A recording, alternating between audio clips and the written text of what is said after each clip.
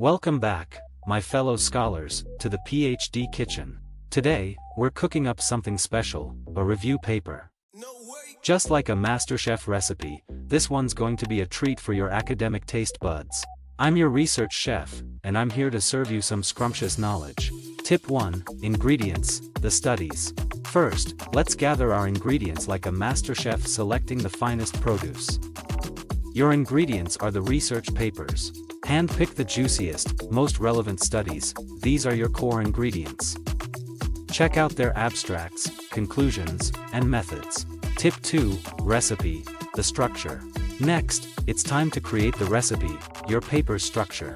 Just like a MasterChef's menu, your review paper should have an appetizing structure. Start with an introduction that sets the stage, then dive into the main course, the body of your paper, and finish with a sweet conclusion. Tip 3. Seasoning, analysis. Now, we need to add some seasoning, analysis. Just like a MasterChef seasoning a dish, analyze your ingredients. Sprinkle your findings and insights throughout the paper.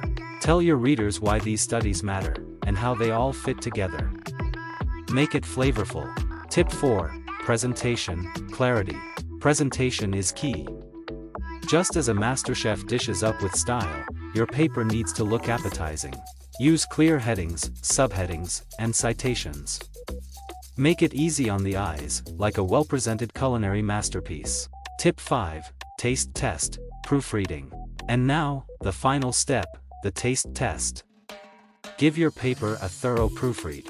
Look for any spelling, grammar, or formatting hiccups. Just like a MasterChef ensures their dish is perfect, you want your paper to be impeccable. Voila!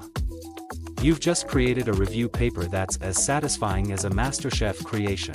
Remember, in the PhD Kitchen, every paper is a unique recipe. If you found these tips as delicious as I did, give us a thumbs up and subscribe for more savory academic content.